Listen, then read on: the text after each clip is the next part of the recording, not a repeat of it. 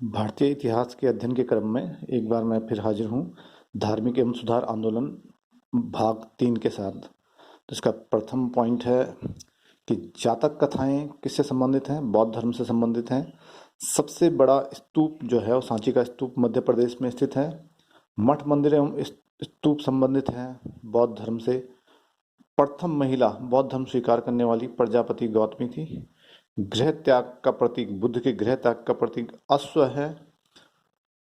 मिलिंद एवं नागसेन के संवाद का वर्णन है। मिलिंद पन्नो एक बौद्ध ग्रंथ है जिसमें मिलिंद एवं नागसेन के संवाद का वर्णन है। बुद्ध चरित के लेखक अश्वघोष हैं। इसे बौद्धों की रामायण भी कहा जाता है बुद्ध चरित को। महाविभाषा शास्त्र वसुमित्र के द्वारा लिखा गया है। विक्रमशिला विश्वविद्यालय की स्थापना धर्मपाल ने की थी। पाल राजा धर्मपाल ने विक्रमशिला विश्वविद्यालय की स्थापना की। नेपाल और श्रीलंका में बौद्ध धर्म के प्रचारक भेजे थे सम्राट अशोक ने। सर्वाधिक बौद्ध धर्म से प्रभावित वर्ग जो रहा है महिला एवं शूद्र रहे हैं, क्योंकि ये सबसे ज़्यादा प्रताड़ित वर्ग समाज में था। इसीलिए ये इन्होंने सबसे पहले बौद्ध धर्म अपनाया, क्योंकि बौद्ध धर्म जो है समानता की बात करता था। भिक्षुणी संघ की स्थापना कहाँ की गई थी? कपिलवस्तु में भिक्षुणी संघ की स्थापना की गई थी। शून्यवाद का प्रतिपादन किया नागार्जुन ने। सर्वप्रथम नागार्जुन को ही शून्यवाद का प्रतिपादक कहा जाता है। इन्हें भारत का आइंस्टीन भी कहा जाता है नागार्जुन को। भविष्य का बोधिसत्व किसे माना जाता है? इस मैत्रेयनाथ को माना जाता है। हीनयान एवं महायान संप्रदाय किसके काल में अस्तित्व में आए? इन्हें कनिष्क के काल में अस्तित्व में आए हीनयान महायान। भारत के उत्तर में स्थित देशों में प्रचलित बौद्ध पंथ जो था वो महायान धर्म था, और दक्षिण में जो प्रचलित बौद्ध धर्म था वो हीनयान था। बौद्धों को अंतिम राजकीय संरक्षण बंगाल के पाल राजाओं के द्वारा दिया गया। प्रथम बौद्ध संगीति या सभा, संगीति यानी कि सभा, प्रथम बौद्ध सभा जो है 483 ईस्वी पूर्व राजगृह में संपन्न हुई। इसके अध्यक्ष महाकश्यप थे, और जिस राजा ने इन्हें संरक्षण दिया था, इसे संरक्षण दिया था, वो थे अजातशत्रु। ये हर्यक वंश के राजा थे।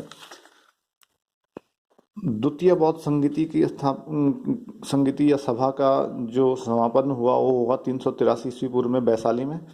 इसके अध्यक्ष सभाकामी थे, और संरक्षक राजा कालाशोक थे जो शिशुनाग वंश से संबंधित थे।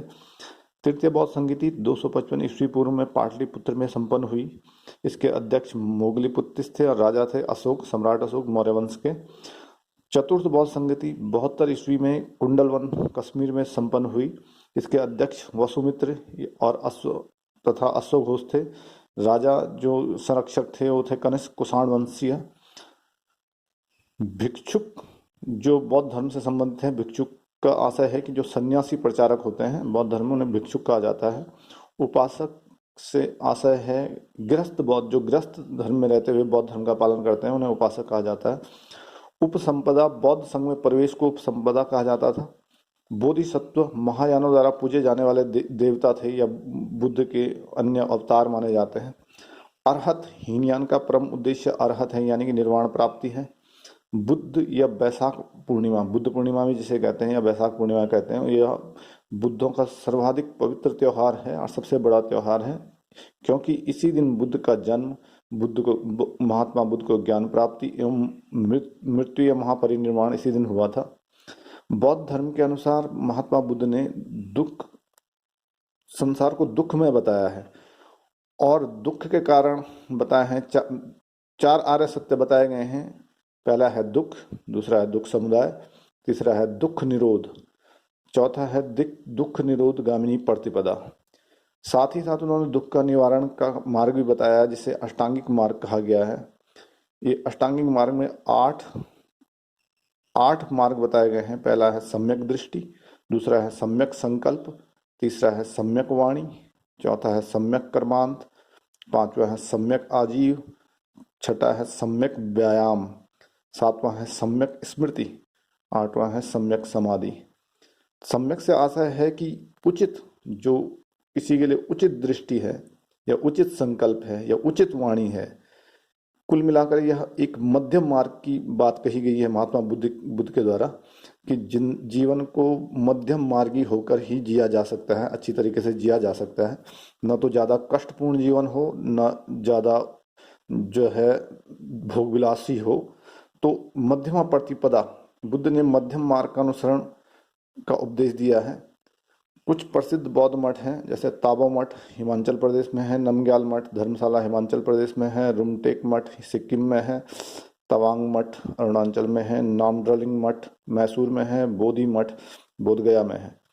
भविष्य में पैदा होने वाले बुद्ध को मैत्रेय कहा जाता है। बोधिसत्व बुद्ध के पुनर्जन्मों की श्रृंखला है। अंतिम जन्मे बुद्ध जो हैं वो शाक्यमुनि या गौतम बुद्ध के हैं। पदम संभव जो एक बोधिसत्व हैं, या इन्हें रिम्पोंच भी कहा गया है, तिब्बत भूटान में इनके द्वारा बौद्ध धर्म का प्रचार किया गया था। पदम संभव वज्रयान धर्म से संबंधित हैं, और तारा नामक देवी का संबंध भी वज्रयान से ही है। तारा नामक देवी की पूजा वज्रयान में ही होती है। धन्यवाद, आज के लिए इतना ही।